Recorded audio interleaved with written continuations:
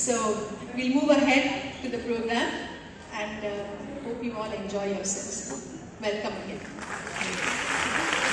A very, very warm welcome to all of you gathered here.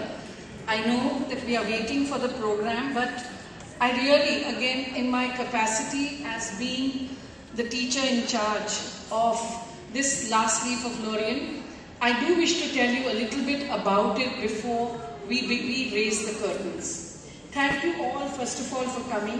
I see the faces of all eager parents, esteemed guests. Welcome all of you.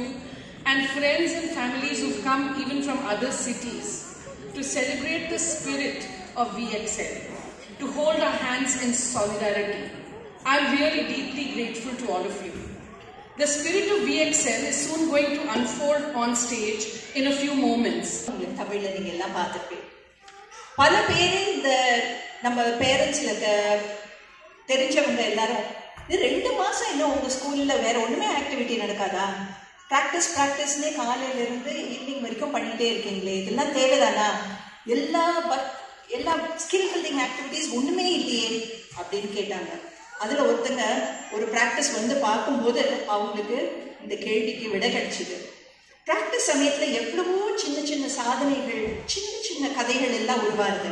ஒரு உதாரணத்துக்கு சொல்ல போனா, சந்திரான்னு ஒரு பெண் குழந்தை, அவளுக்கு வேலையில ஈடுபாடோட ஒரு கவனத்தோட வரவே முடியவே முடியாது. ரொம்ப ஈஸியா டிஸ்ட்ராக்ட் ஆயிடுவா. ஒரு வார்த்தை ஏதோ போய் ஒருத்தர்கிட்ட நீ போய் மெசேஜ் கொடுத்துட்டு வான்னு சொன்னா அங்க போய் அந்த 4 வார்த்தை சொல்றதுக்குள்ள என்ன சொல்லணுங்கிறது மறந்துடும். இன்னைக்கு நீங்க சந்திராவை ஒரு பிரின்சஸா பாப்பீங்க, ஒரு ஹீலிங் பிரின்சஸா பாப்பீங்க. You will see her in a white. I wonder what brings us here. Is it a hope? Is it a dream? Is it the deliciousness of life and all its follies? Often mocking our purpose by leading us astray, by piercing pain and guiding our deeds. Brothers and sisters of mine, I offer you a taste of joy, a breath of beauty, a tryst of truth.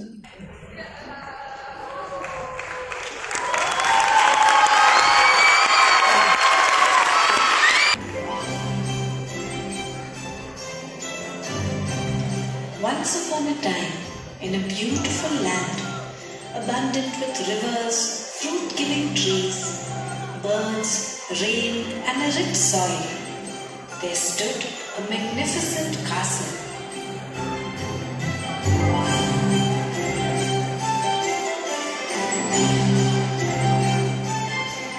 It was summertime, and the kingdom was abuzz with the yearly summer festival. All the people of the neighboring villages came to the festival. There was dancing and singing, music and colors all around the castle. Come to the town square to grace the summer festival. The king had watched over his people wisely for many years. He rode through the summer festival while his people bowed to him.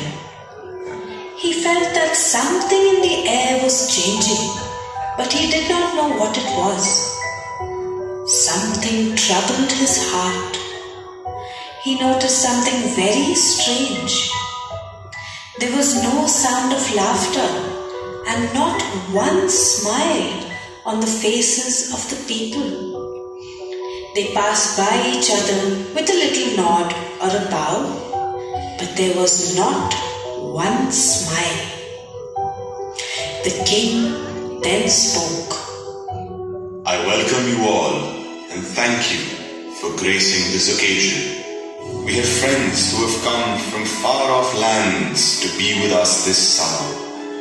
May you want for nothing and may your hearts be filled. But now, where is the band?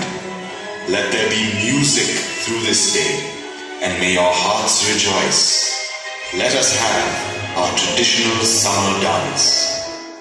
But the only music that the musicians could play that day was slow, somber, and sad.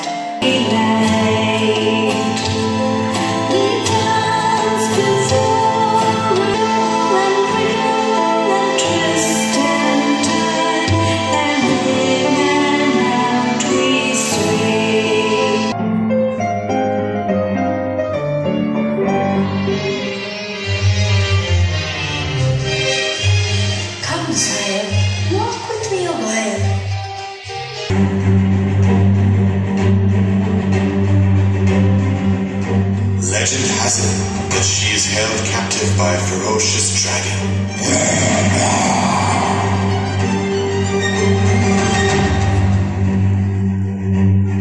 He hoped that the light of the star would always guide his thoughts so that he could serve what was true. His servants fussed about him as they prepared him to go and meet his father. Prince Lucius had to cross the forest of darkness. The forest of darkness was the thickest forest in the land and had many untold mysteries. No one ever ventured into the forest. One of the tales that was told through the lands was that there lived in the forest an old lady. Some called her a witch and some called her a wise woman. He was drawn to a song. He followed the sound until he reached an old lady. She stood behind. And I don't need any golden leaves of trickery. Go now, old witch, be on your way. But as he walked, he realized it was no road. It was a path of trickery and illusion. He suddenly found himself shouting for help. Help! Help me! Fair maiden, help me! He was surrounded by water.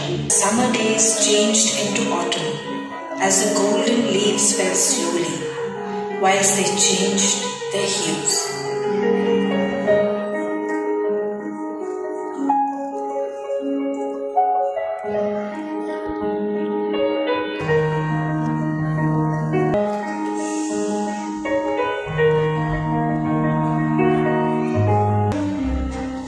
Prince Arnold was the second son of the king.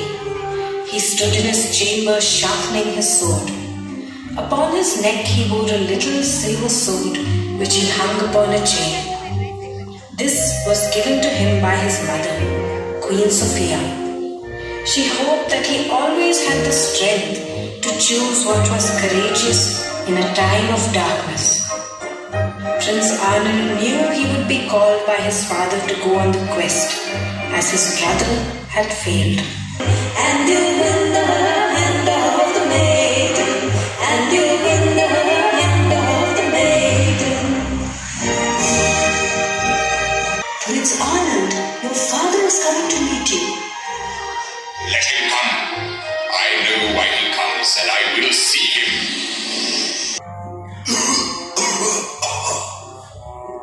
My legs do not hold me up anymore. My strength fails me.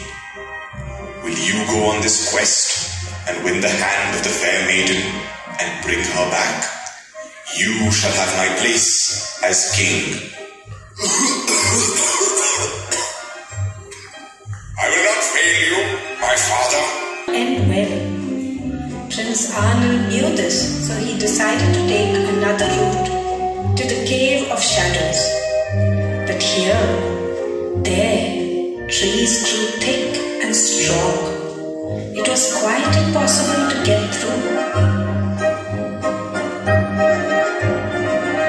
And the days grew shorter. Prince Arnold did not rest. He worked day and night, hacking and hewing down the thickest and strongest of trees that stood in his way. This was the same old lady that his brother had seen. Who are you? And what are you doing in this forest? Prince Arnold, welcome. How do you know my name? Speak to old man. Who are you? I am the keeper of the earth's secrets and a friend of this forest. Don't hear my words.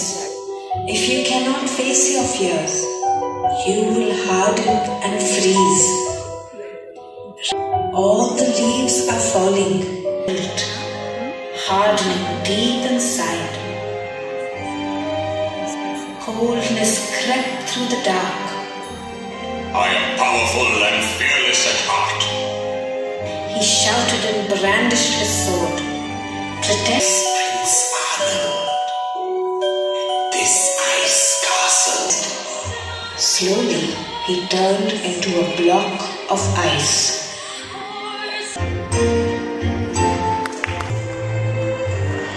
He was the youngest of the king's 3 sons and spent most of his time outdoors, exploring the secrets of nature. Wherever he went, a little bird flew with him and was his loyal friend.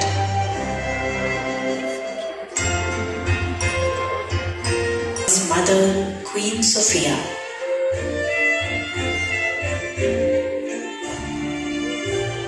Prince David, your father, His Highness, calls you to his chambers.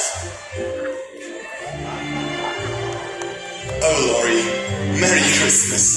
David is called by his father, the king. Son, where have you been? Sorry, Father, I was out in the snow. David, I grow sick with the passing of every season. Your brothers before you went on the quest and failed. I have no hope left. But Father, what about me? I killed David. You do not even realize that you are a prince. You cannot even see that more and more people are falling sick. I would never ask this of you, for I know that you cannot even. We look upon this map. Here we see the journeys of the first 2 brothers. Prince David decided to follow a 3rd route through the forest. This was longer and he would have to cross a lake that now stood frozen. He decided that it would perhaps be the best route, seeing that the other 2 routes had not worked. I am? And who might you be? I am an old lady who keeps the secrets of Mother Earth. You seek the golden-haired fair maiden of the sunshine. Her strength fails her. When joy is lost, young David, no life can move. The winter hits everyone hard this time. Like a sword of death, it pierces through. What shall I do? I cannot go alone. You must hurry. Lose not your courage. I will take care of her. Here goes Prince David. He must cross the bushes of thorns to reach the cave of shadows. Ouch! This must be the bush of thorns. Kiki, what shall I do? But he realized there was no Kiki to guide him anymore. I have to walk in. Little David, this must seem very different from your sleigh ride, mustn't it? You are the last son of the king, a dreamer. And how do you intend to save the kingdom with your song? With each book, he painfully woke up to something new. Have you ever shouldered responsibility before, David? To love and dream and sing is not enough to be a king. You have to act like a king. Can your deeds serve your people? Can a dreamer slay the dragon who lives in your heart?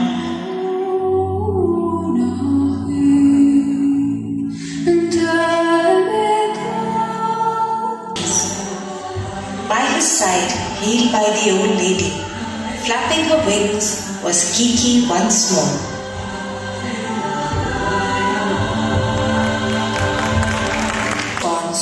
And was now in Lorien. Lorien was a forest of the elves. Though it was winter, this part of the land was rich and green. As if secluded from the rest of the kingdom, this little forest was rich with healing boughs. David's journey forward would mean entering the cave of shadows. O Queen of the fair elves,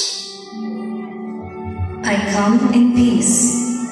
You have done well, Father. but you have not found the last leaf of Lorien. Without that, all hope will be lost. Do not be afraid, David. This water is a mirror. Look into it and tell me what you see. I see nothing, just my reflection. And as Prince David bent forward, the locket from his chain that he wore on his neck dangled above the water. me, how can I save my people?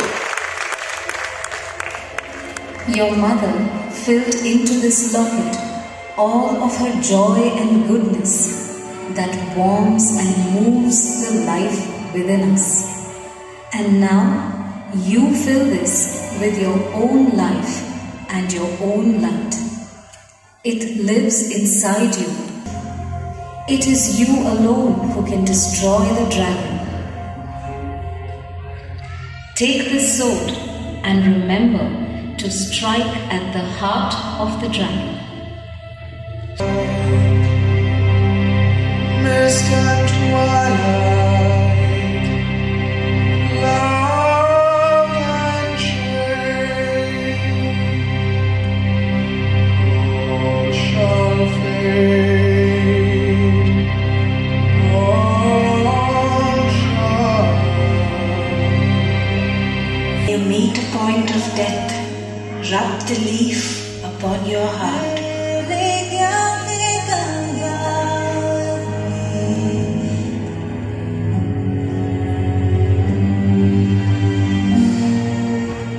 David suddenly found himself blinded and surrounded by mist.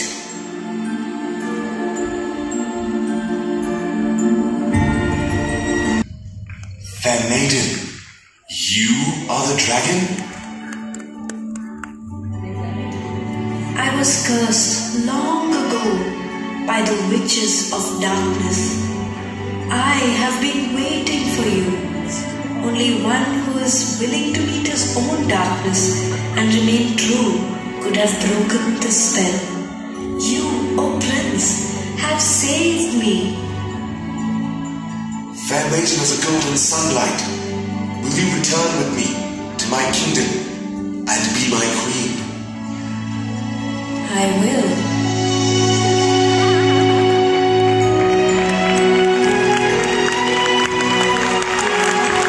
Turned into spring. Life started to bloom all around.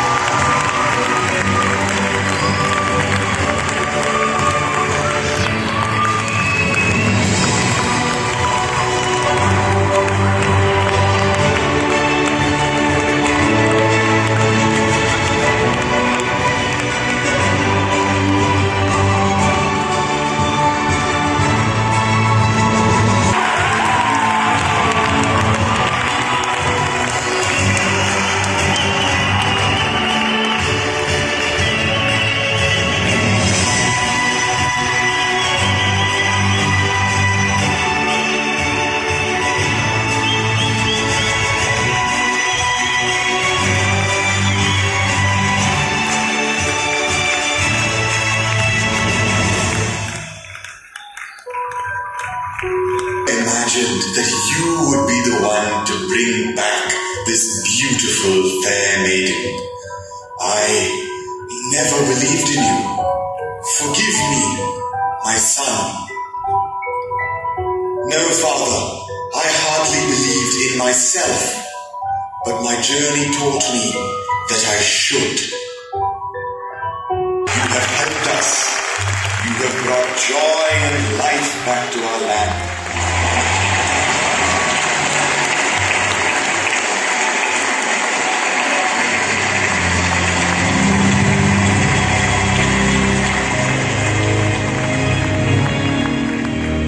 It was in the spring that Prince David married his fair maiden.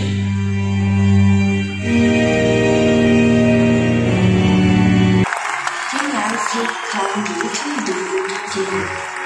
The old lady from the forest came with her pot of new spells, and Galadriel, queen of the elves, came to bless everyone. Joy returned to the kingdom.